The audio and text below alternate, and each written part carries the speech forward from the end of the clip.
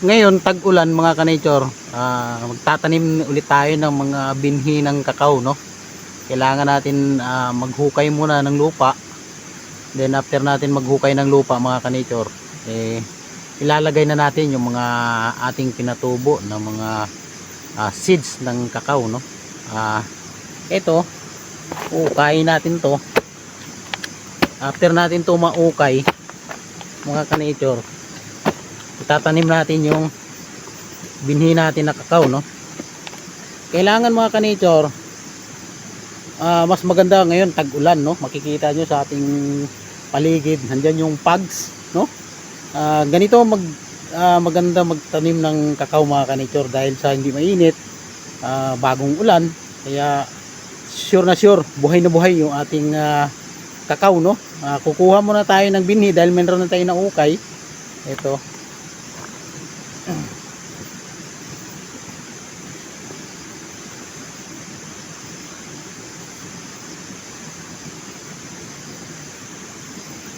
Ito yung ating binhi ng kakao, no?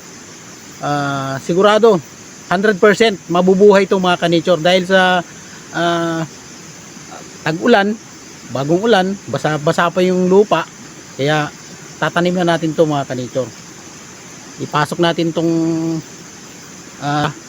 yung ating tubong kakao, yan. Then ikot-ikot natin, tatabunan, no?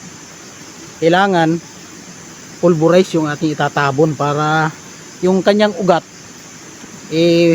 madaling magat, hindi mahirapan kumbaga, no? Parang tao din yan, pag malambot nakukuha natin yung ating ingredients. Yan mga ka-nature, no? Ito, yan yung ating kakao na ating tatanim ngayon. Maraming salamat mga ka-nature, no?